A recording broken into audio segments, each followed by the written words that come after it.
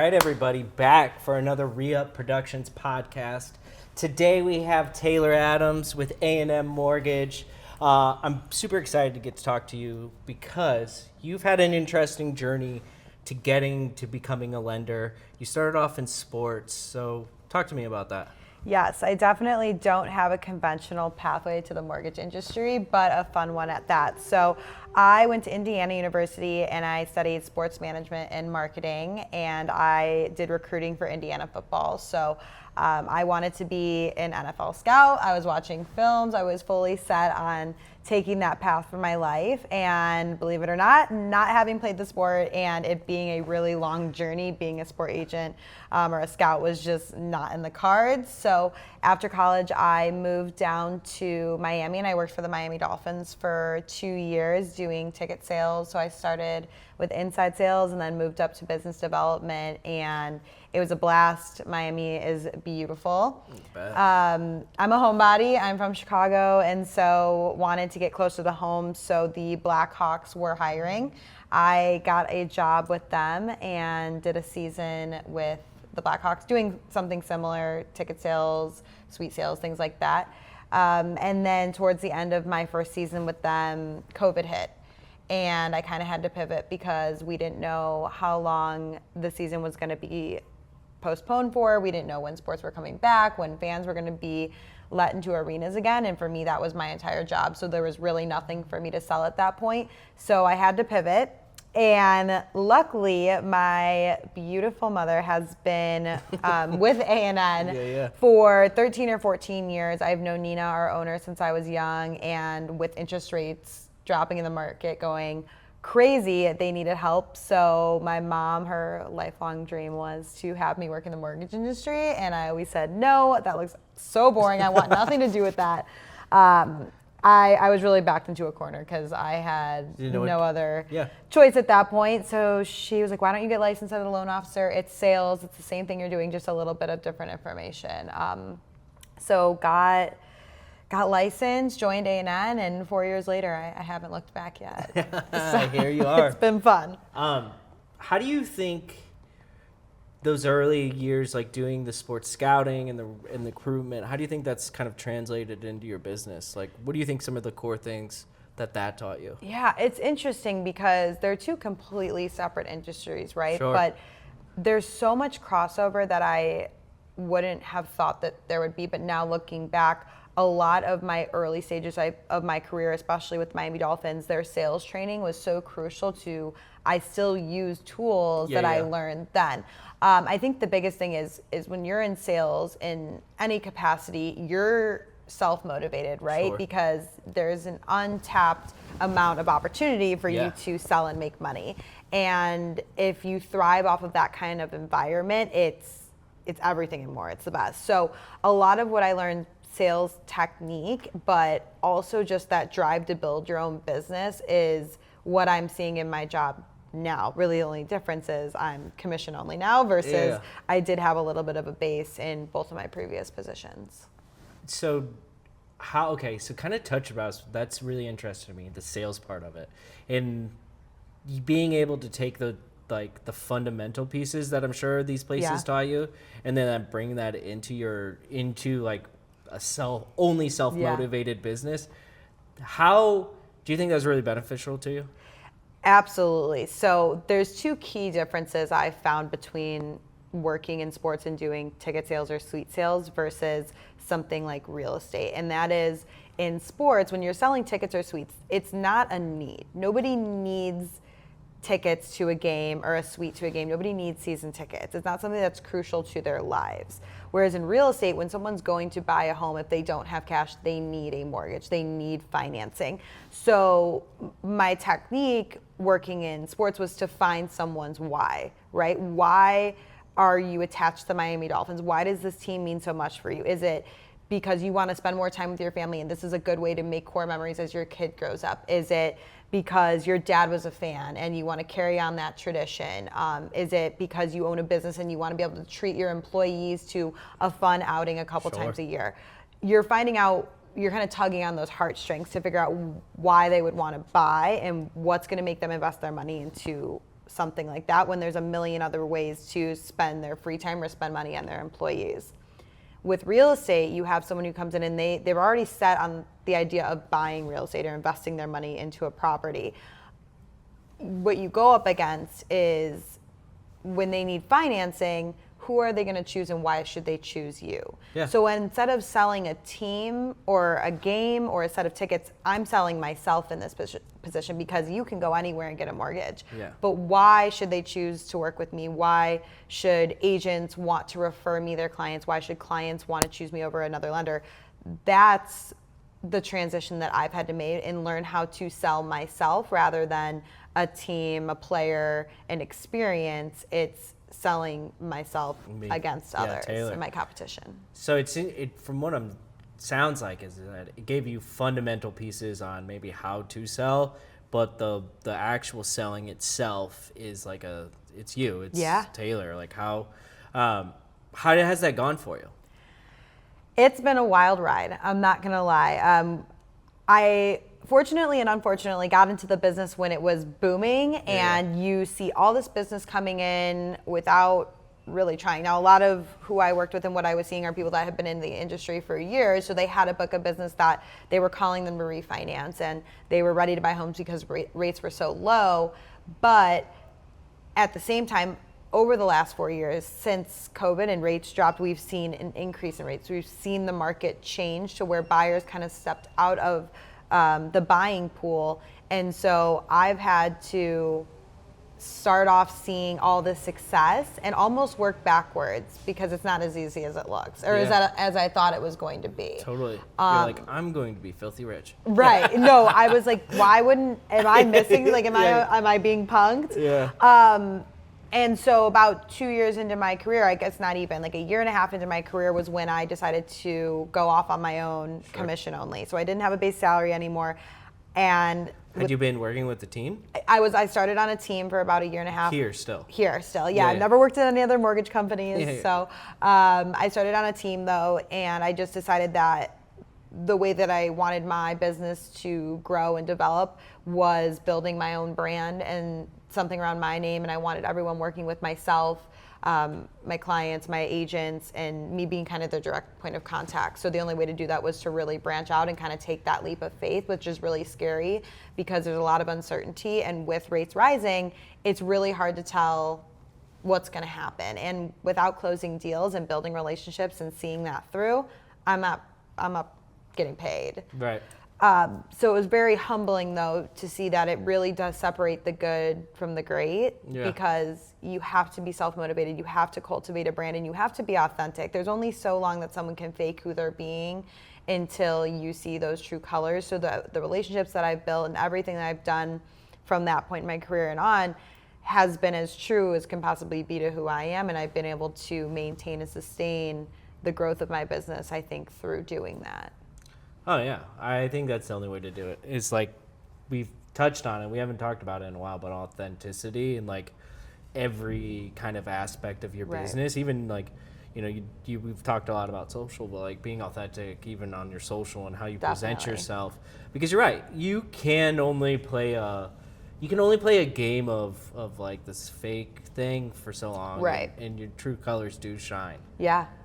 And I think through sports, one thing that I was always taught was people work with people they like and trust. Sure. And I always thought about that for myself. I was like, anything I've bought or that I've had a service, I've always bought because I either trust the brand, I align with them. And so I wanted to do the same thing. And I just think that the world that we're living in, especially with social media, you know, we're going from mentors or I guess role models who used to be like the A-list celebrities. We're going to people just making videos in their room, and they're captivating these massive audiences of people by just propping up their phone, taking a video and talking about something they care about. And I think that's kind of what I want to do, because I think in real estate, there's a lot of beautiful videos and it looks so luxury, and you have all these shows on Netflix and whatnot showing these people making luxury and the foofiness of it. And don't get me wrong, I mean, I'm not in sales just, you know, to stay on my toes. I want to make money. That's definitely a driving force for me.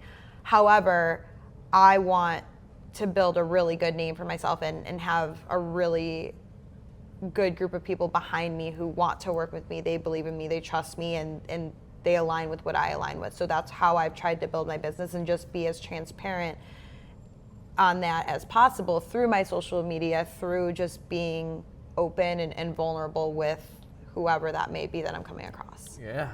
Oh, I love that. With like kind of starting out in how have you found yourself kind of getting new clients? Like how are you like building the relationships, of course, but like how are you navigating that?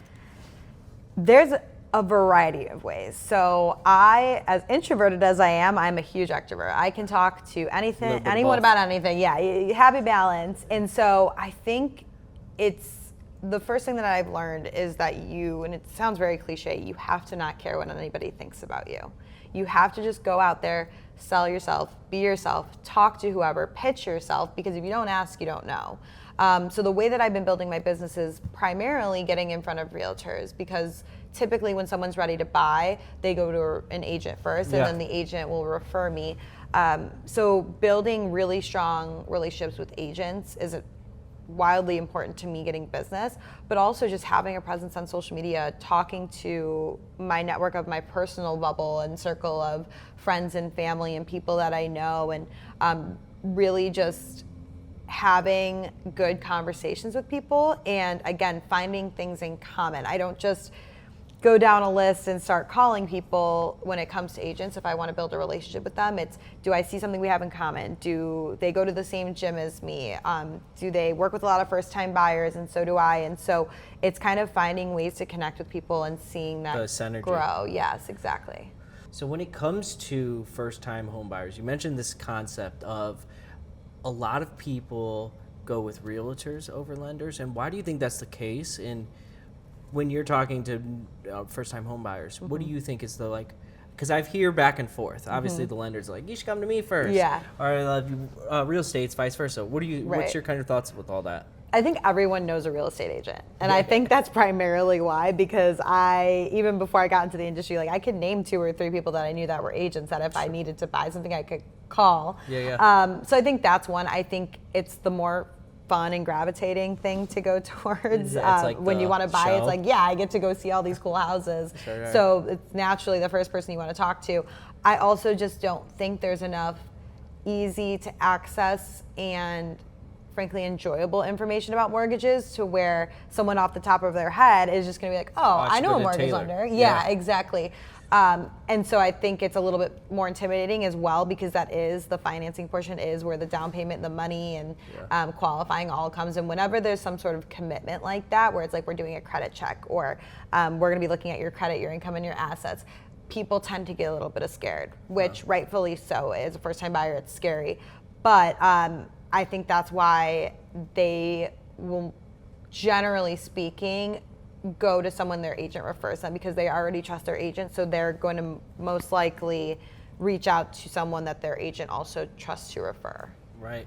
I get, maybe it's because of me, or maybe because I'm so close to this industry, I feel like I would always go to a lender first, because I'm like, I want to know what I could get, right, and like what am I wasting my time with houses that I couldn't even afford. Yeah, and I think the pattern too is people will rent for a long time, and when you rent, if you do use an agent, you don't need the lender, so you kind of forget that step. And usually when you apply for a rental, you show some pay stubs and bank statements or proof of funds, whatever they ask for, and you're kind of done. You get the apartment and you move on. It's a way longer process with lending, and I think people just don't get. I think they just don't understand it because it's so foreign to them. Do you think I would even say, I don't think a lot of people think they or even realize they can go to a lender first. No. And maybe that's like such a bad marketing on lenders as a whole, to not be like, I should be the first point of contact. Right. And then I can navigate this deal. I always felt us even talking, so I really feel that it's just like bad marketing on lenders as a whole. It is. No, there needs to be more call to actions and a really step-by-step process. And there is a lot of repeated content out there, whether it's you don't need 20% down to buy a home, or here's 3 things you shouldn't do if you're in the process of wanting to buy a home, things like that. But I think really where lenders are missing the ball is acting as agents act. So it's truthfully showing what they're doing. Sure. And so agents are showing, the houses that their clients are buying. They're physically doing videos of the open houses that they're hosting or their listings.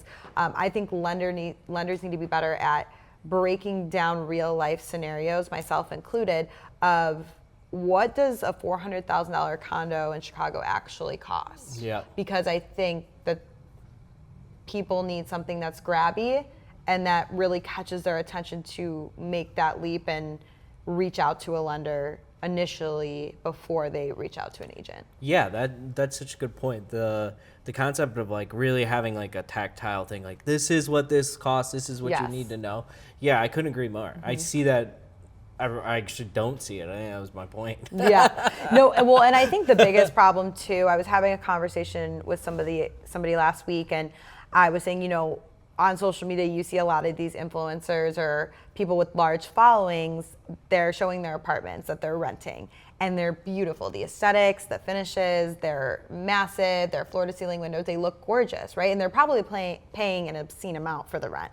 Sure. But then the reality is, if you're a first-time buyer, the payment's going to look a little bit different because you add in principal, interest, taxes, HOAs, mortgage insurance, so on and so forth.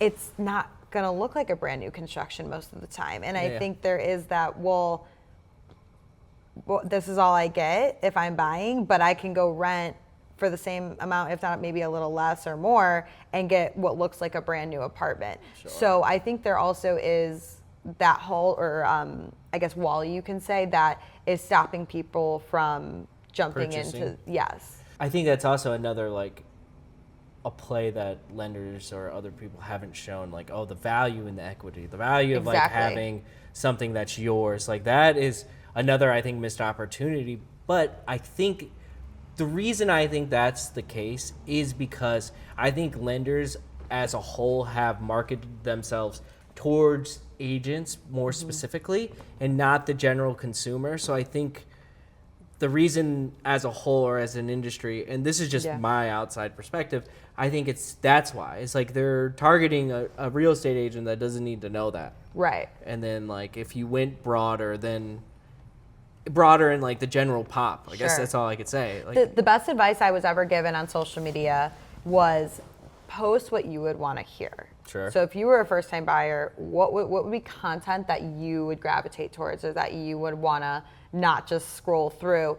And so when I think about first-time buyers, I typically go back to the same 8 to 10 questions that I get when I do a pre-approval call. And it's like, that's the information I need to be putting out there, right? Yeah. So if there's special first-time buyer grants, programs, low down payment options, what to do about credit. Credit is this taboo topic that shouldn't be, but unfortunately is.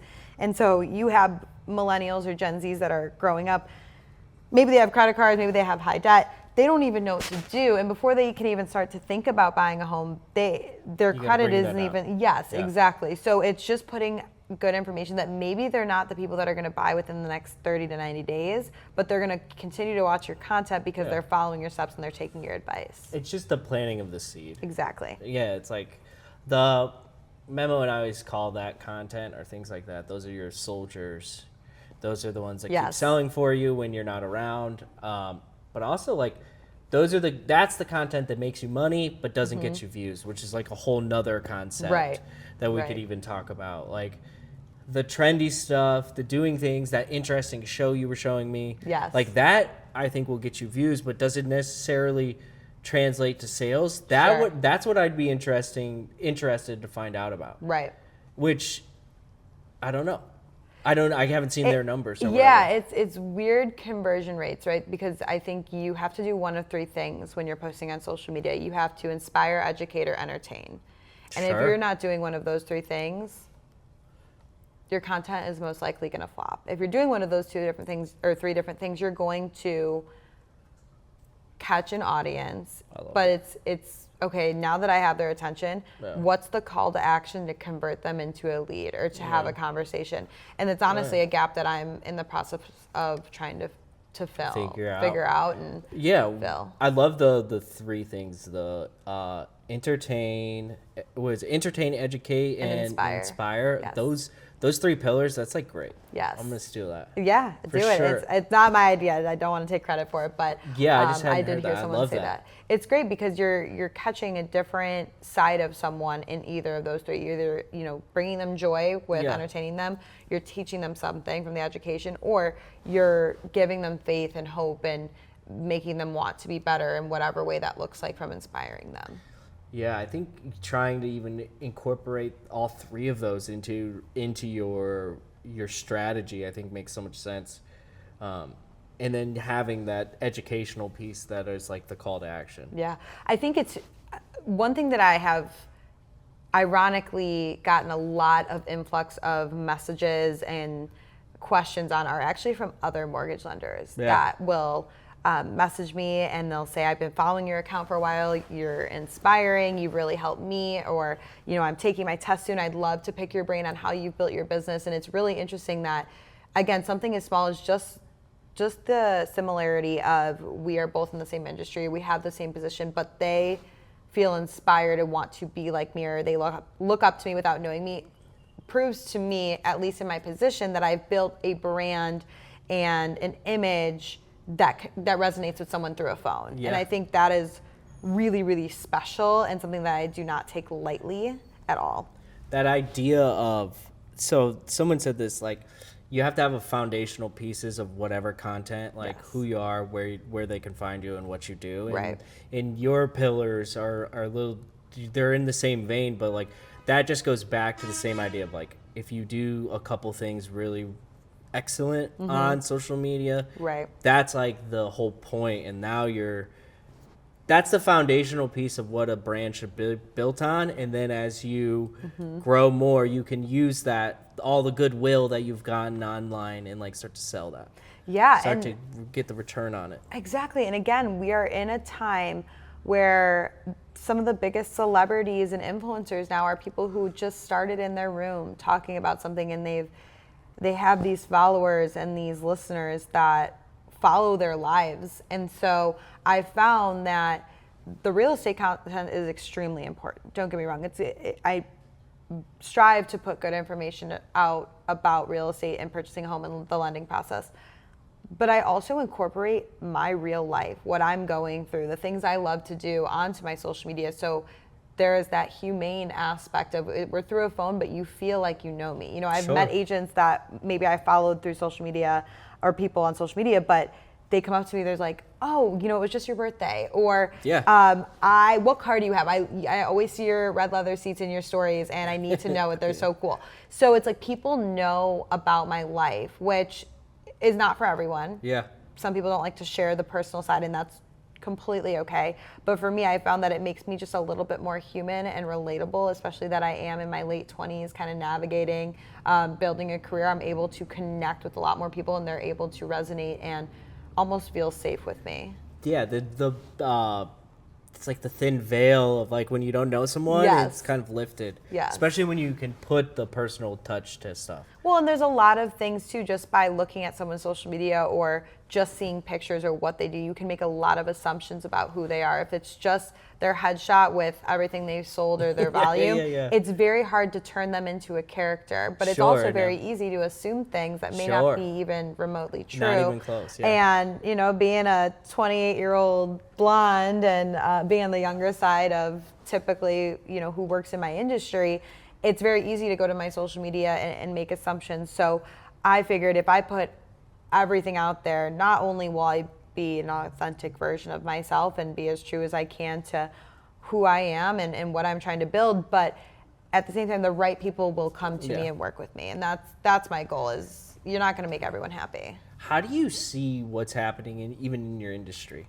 So I believe we kind of talked about it, how a lot of people are like kind of thrown off by your content and what you're doing, and what's kind of your thoughts with all that? Like, people love it or they hate it, right? Like they do. I mean, look, I will be the first one to say that I love making day in the life videos. Sure. I love it. Not only is it just they look cool once you're done editing, but they're fun to make. It's cool to look back. It's memories. But I would be lying if I said I didn't cringe at myself when I go to get in my car. I prop my tripod up, I get in the car, I back it up 3 feet, I go get the tripod, put it back in my car, all for what's gonna be, a half a second clip in the video by the end of the day. And some people aren't into that. Some people don't wanna do voiceovers and make it funny, and that's okay. Yeah. But you love it or you hate it. And like I said, it's like, this is why, everyone has their soulmate or whatever. Is you can't please everybody, and trying to do so is going to completely redirect you in a wrong direction of where your content should be going. What a very wise. Very wise of you. I've learned a lot of mistakes. Yeah. I am, that is part of this all for me as well. Like I've been way too self-conscious of myself through my life. And I think it's only by doing things like this, pushing myself in a direction that like I don't want to be in front of the camera, but like for my business, and I do see all the benefits and a lot of the things that you're talking about. I also like see, and I see this as a sales tool. I see this as a way for me to speak and be more deliberate and more like however you want to say, like more critical. And so. And you're killing it, by the way. You're great. And anyone who isn't doing this kind of stuff and putting themselves out there, I don't know if I can swear on here. I don't care. They're just not brave enough, right? And that's okay.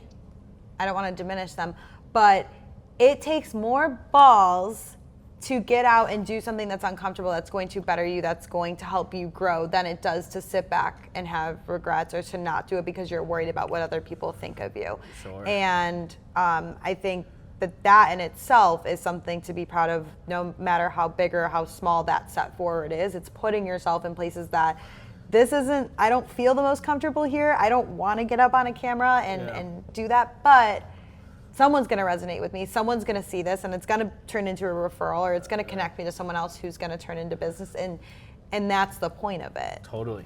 Yeah, I couldn't agree more. The closing rate, or just like us working with a client after doing one of these with them, is insane. Yeah. It's very high, and that's why. Again, obviously, if it didn't work out that way and we weren't, we'd still do it because, again, it's more content for us. There's like other ways this is helping us rather than just that. Yeah. That's just a plus. And the older you get, honestly, the more you don't give a shit. Like I turned 28 last week, and I'm like, suddenly my give a shit meter just went down even more. And bills start to happen. Yeah. And you're like, I gotta figure some things out. Yeah, and I think, again,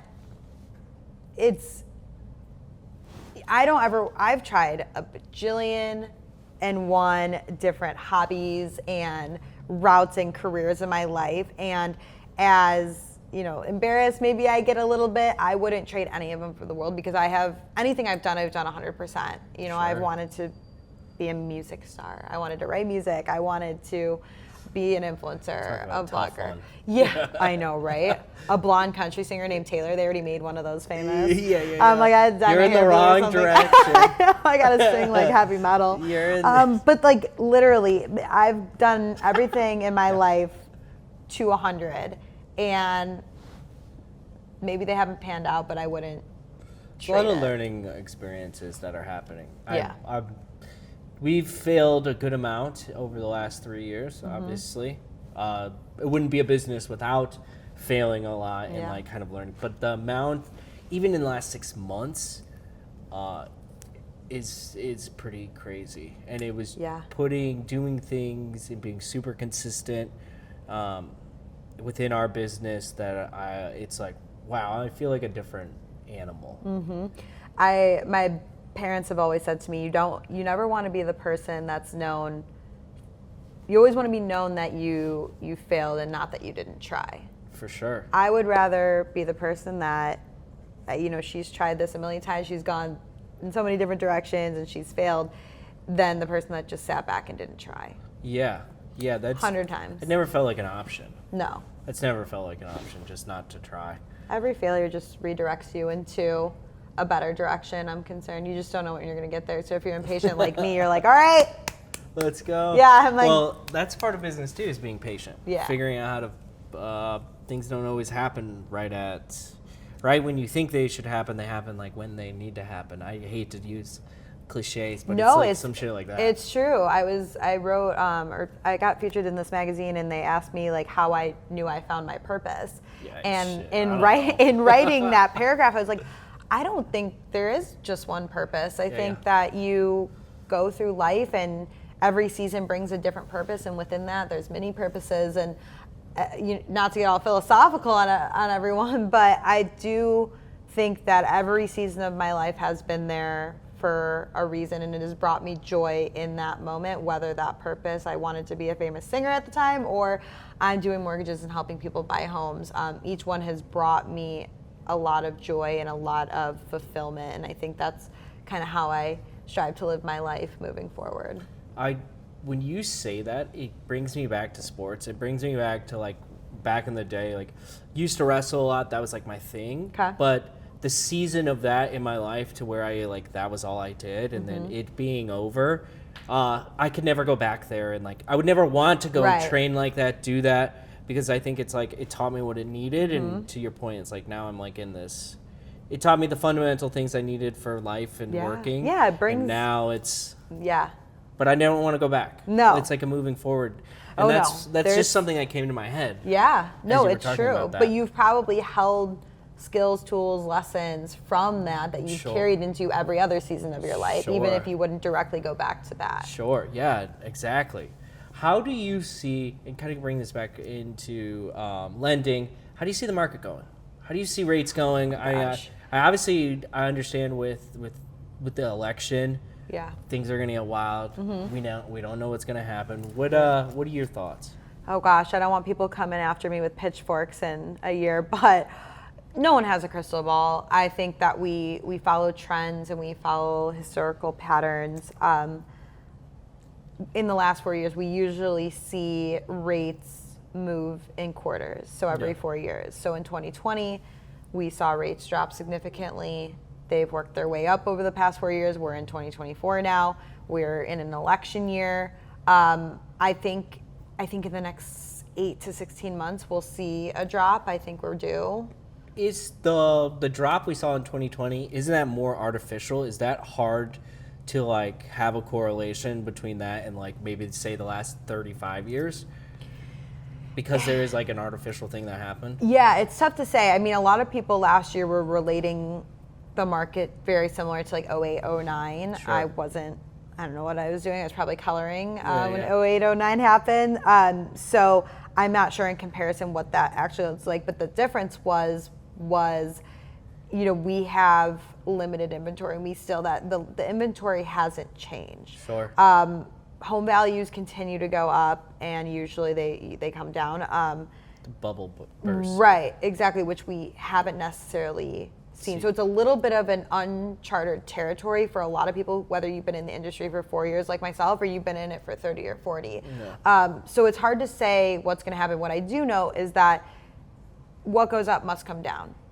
It's secular. So at some point they will come down, and when they do, we're going to see home values rise even more than they already are. So it's a little bit of a double-edged sword, and that's why I try to explain to people that my job is not to tell you that now is the time to buy. My job is to teach you what's going on in the market, what you can afford, and if you feel that it's something you're ready to move forward with, then you buy. And reason being is because whether you buy now, you have a little bit more opportunity because there's not as big of a buyer pool. And yes, homes are expensive, and your rate's high.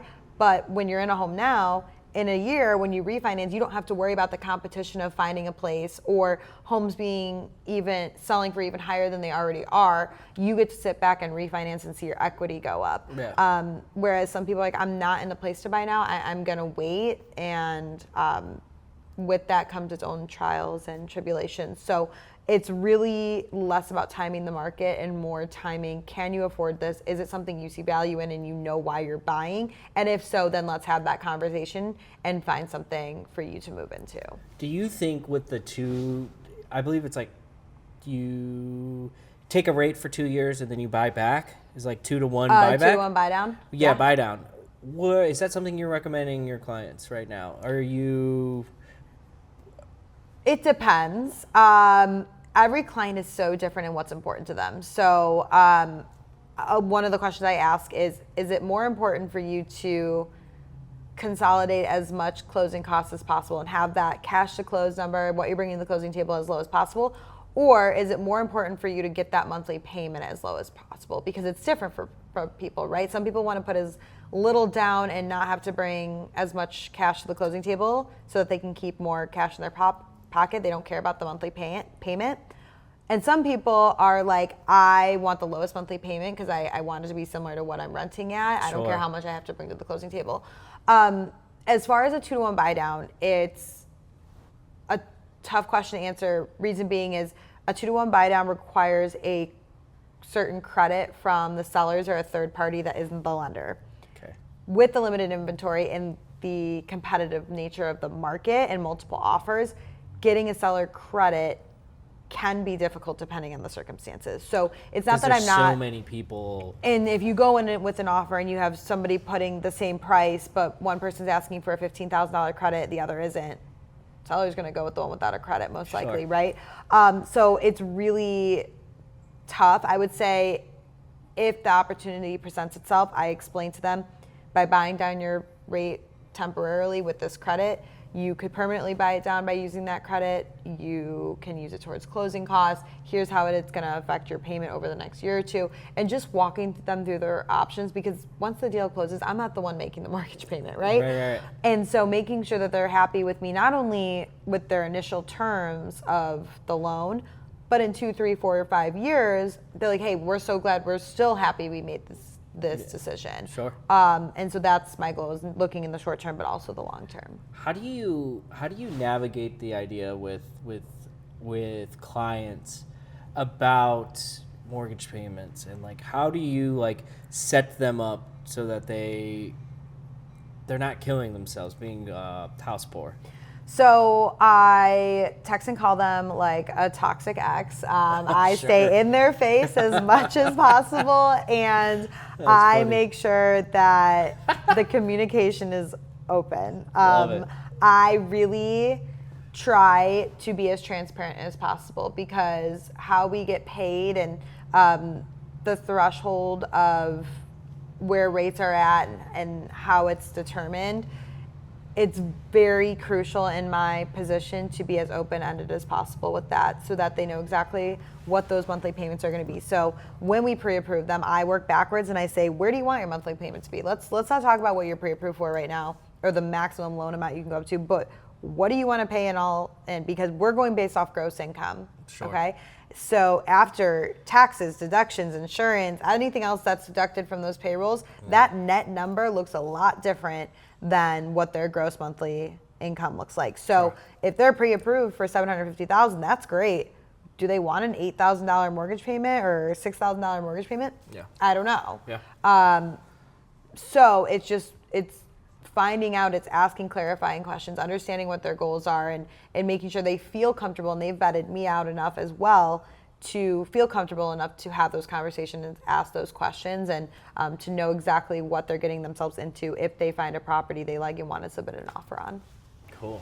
So we've kind of touched in some of the kind of background, some of the, kind of general lender questions. Yes. I kind of want to talk about business, more specifically the transition of being a solo entrepreneur and then navigating. How are you handling that, right? You used to work on a team. I used to work for an organization. Then you went to a team, and now you're by yourself. How is that going? What are some of the things that you're starting to figure out on your own? Yeah.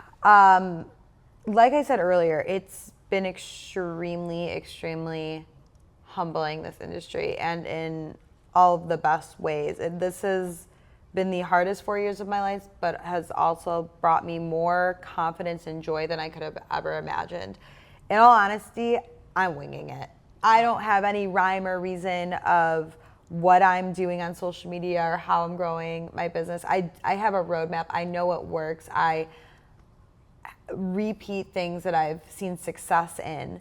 But as far as the brand building and what I'm posting, I'm finding what sticks. I'm finding what feels natural to me, and that changes as I get older. It changes with the market. It changes with what's trendy, and I kind of just try to mush it all together and find what that perfect potion is specific to me. Yeah. And I think that that's where the openness of my vulnerability on social media has actually really helped me grown, is because for the past 4 years, I could have acted like I was thriving and killing it. Business can be fickle.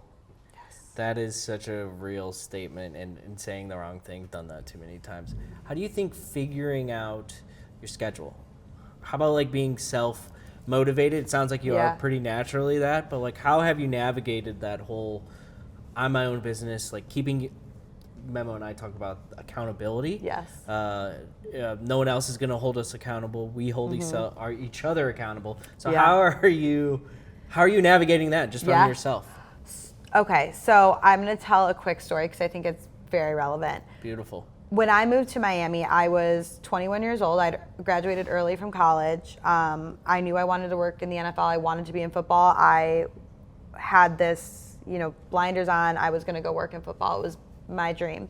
When I got the call that I got the offer to go work for the Dolphins, my parents, they have always been the most supportive people in the world, but they were like, if you're going down to Miami at 21 years old, with a base salary of very little, you got to figure it out. Yeah. It was kind of like the tough love. Like, this is no joke. It sounds easy right now in your head, but like, this is real life now. So I remember selling all of my things. I had a few designer bags that I sold. I sold shoes. I was picking up bartending and server shifts to make as much money as possible to get myself down there. I drove myself down there. And in the first few weeks of my job, we had to sell season tickets and we'd make commission. So I had a base salary, but it was very minimal. And to be able to pay rent and do everything else I needed to do, you need a little bit more money. And I wasn't going to be able to pay rent like the second or third month I was there. And I was like, I don't know what I'm going to do. And I needed to sell 4 club seats. That's how I was going to pay rent. So I went in, it was a Friday. I said I had 1 day before the cutoff of when I would get paid if I sold these seats right now. I made, I think, 125 cold calls that day. Got on the phone with someone, and then that night we went to an event. The person came to the event, and I sold him 4 club seats on the spot.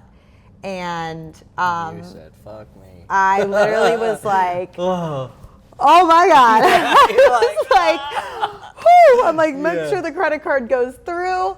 And it sounds way more dramatic than it is, but it was just truly that moment of sales of like, you have to know your reasoning of why you want to be in sales. Because if you are just prancing around in sales just because, you're going to fail. And this industry has been so humbling to me because I know I want to make a lot of money. I know I want to build a fun brand and do social media. The other thing is I feel like last year was the hardest year of my career. I've done it for 4 years now. There were times where I was working 3 or 4 jobs at a time, still doing this full time. I was serving, I was babysitting on the side, I was a part-time trainer at a gym. I was doing anything I could to have that side money to do everything else in life I needed to do so that I could reinvest everything into this business. And so, yeah. That's awesome. And it's like, I know why. I want to make money. I want to be able to give back to people. I want to be able to travel and do things with my friends. And I've seen it at its worst, and I know I can do it. So when it gets good, it's just really being mindful that it doesn't always stay that way, and you have to continue to know your why. Very much. Very similar things even with our business. Just the idea of things get really good, and you're killing it, and then things go south, or they just don't go as well, and you're riding the wave consistently. Yeah, but it also taught me a lot about like how to stay even keel, like when the money is good. Like a younger me gets wild, and I'm like, all right, let's go. Oh, one big paycheck, I'm like, whoo! Yeah, we're going to all the shows. We're going to Turks and Caicos. We're getting a private jet. Yeah. I haven't got a private jet. No, I'm not even close to a private jet, but that's what I think in my head. Yeah, totally. But learning that, like, hey, you got to stay even keel. Even, like, this is, and that's been a good thing in all of business. Like, don't get too high, don't get too, just like, keep going, dude. Absolutely. I'm very glad I've gotten to talk to you because you're interesting, and that's the best part about doing this thing, is talking to people and like learning about their what, their whys, and their hows. Definitely. Like, dude, that's cool to me. So final little segment, I think we're going to go on talking about social media. We've talked about it a good amount, so I don't have too many questions about it. But kind of going back into the concept of where do you see lenders more specifically doing this? I might have already kind of asked that, but like, do you see it the way of the future for you guys? I do. I think there is a good handful of lenders that have hundreds of followers, and they've built a really good brand for themselves. And that's hard to do just in any space of digital creation, any industry. It's hard to do. I think that we need to see more personalities. We need to see human to humans just talking and propping up their phone and putting good information out there. I think we need to see people connecting with each other more, other lenders working together. I think there needs to be credibility. My dad passed away when I was little, and he owned a record label called Underground Construction, and he spent his whole career basically building up all these younger DJs, because he was a DJ and he produced a lot of the music. And so, his whole thing was, I'm going to build these people up and I'm going to create a community. And I think that's what lenders need, is we need this community of building each other up, because we kind of get this rep as if we're used car salesmen, like we're out to get people and it's a scam. And the people who do this job for the right reasons, you'll know it. You can tell there's transparency, there's honesty, you feel the connection. And I think being able to translate that into social media is really just sharing more about yourself. Sure. The biggest creators out there right now are the ones that I could tell you 4 influencers I watch consistently, even if I just scroll through their videos or they just pop up on my For You page or my feed, I could tell you exactly where they are right now. Sure. Never met them,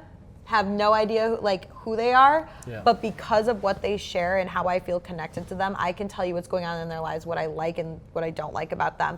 And I think that's what lender needs to do. We are in such a mundane industry that is a little bit taboo, frankly boring. I wouldn't want to sit and watch that type of content. So it's like, how do we translate really good information that's helpful to real people, homeowners and people that want to buy and will turn into leads?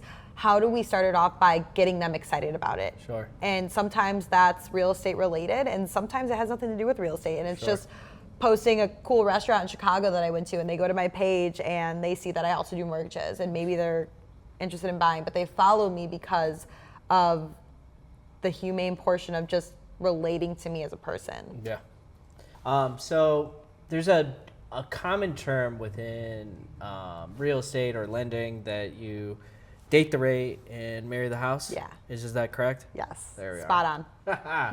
on. Talk to us about that. What do you see on that? Yeah, I really liked it initially. I thought it was genius, it was clever, it was cute, it was something to get people excited about real estate again, when rates were extremely, extremely high last year. I still think it comes down to, I'm not selling a rate, right? I guess I technically am if they're shopping me or, they do have an issue with rate, but I'm not selling the rate, right? Mm-hmm. I'm selling the monthly payment that they're going to be paying. I'm selling the reason they're buying this home in the first place, and I'm selling the fact that they are getting in at a time that is less competitive than it will be if XYZ happens. And I think with the market not being able to be timed, nobody exactly knows what's going to happen. The Fed can do whatever they want. They could go hike rates next week. They can do whatever. That it really comes back to, why are you buying it in the first place? What does having equity and owning a property mean to you? What can you do with that later on? And what do you plan on doing in the property later? And if those are 3 conversations that we have and it makes sense to buy right now, then we move forward. But for me, it's, are you comfortable with the monthly payment? Do you have the money to buy the house initially without being house poor and without having no other funds to your name? And is this something that you can utilize and you're gonna look back on it in a couple of years and still think of it as a good investment? If those 3 questions get answered and I can make the assumption, okay, then let's do this, then we do it. But again, people buy homes that they're really excited about, and then they are in it for a year, they go back to renting. It doesn't make sense for everybody. So I think, again, timing the market, it's just not realistic. Buy when you feel you see the value. Yeah. Exactly. Awesome. That's a great answer. Isn't it competitive? Because there isn't a lot of... It's extremely competitive. I mean, the market's always competitive. I think right now, specifically, it's competitive because of the limited inventory, which is a trend that we've seen for a year and a half now, 2 years. And with that, you see a divide in the multiple offer situation. People who are going $20,000, $30,000, $40,000, $50,000 over asking, sometimes even higher. They're waiving appraisals and they're putting in these offers that sometimes first-time buyers or certain buyers can't compete with. Yeah. That being said, typically and historically, when rates come down, home values go up. And if we stay on this trend of limited inventory, with rates lowering, we're going to see a bigger influx of buyers come into the buyer pool, which is only going to make the limited inventory or property shortage problem that much bigger. Because now, if you have 5 offers on a property, you're going to double it to 10. Yeah. And more buyers and same amount of inventory is a recipe for just more competition. I kind of want to touch on this. How do you get past that? What do you tell to your clients about that situation, the multiple offer situation where they continuously are losing bids? Mm-hmm. How do you navigate that, and how maybe you do it differently, or maybe you do it just like everybody else? But I just don't sugarcoat it. I have a client that Sure. they've been looking since March. They just went under contract, and they went $40,000 or $50,000 over asking. And I told them, I said, look, this sucks. It does. It's been chaotic. You're first-time buyers. It's stressful. You have a lease that's coming up. You have a kid. Like, you're moving your stuff. You have to time it. It is not a fun process. So when you see people on Selling Sunset walk into the house and go, I'll take it. It is not that easy. And I don't want to diminish the mental and emotional toll that it takes on buyers from start to finish is a lot, especially in this type of market. And it can be very discouraging. And I've had people back out of the buying process altogether because they just couldn't handle it, because you get your heart set on something, right? This is somewhere where you're making memories. You are sharing a lot of firsts. You're getting married. You're growing families. You're doing a lot in this property. It becomes your home. It's your personality, right? That's why you pick it. That's why you buy it and you make it your own. To get attached to something like that, and then to have the offer rescinded or they go with somebody else, you have to go fall in love with another property. And it's just like, I feel like getting a pet. You go and you pick, like, you get attached to one dog in the pet shop or the shelter, and you pick up, you're like, I want this one. And it's like, what if someone just took it from you and said, no, you got to go pick another one? It's like, well, yeah, they're cute, but I was in love with that one. Sure. And I had a connection. So it is brutal. Like, it's not easy. And I think just walking them through that it's a normal thing that's happening to multiple people, and that to take their time with it. And I add absolutely no pressure to them. Good. I am here as a guide. I am here to help you when you find things that you want to run through payments on. And I'm here to help you move the needle forward when I can. Beautiful. And I'm almost like, I feel like a therapist. Like, I really think that I can emotionally help some people. Good. I've become very close with a lot of my clients, and I've had clients cry to me, and I've had clients swear, and get very angry. And sometimes people need a listener.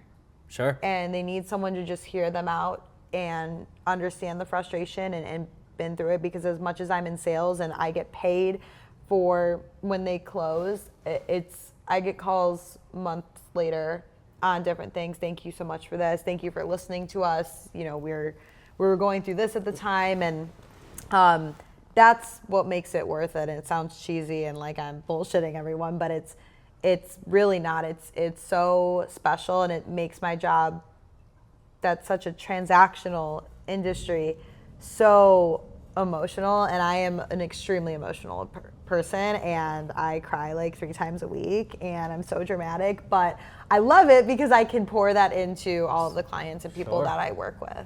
Aw, I think that's a great way to end the pod.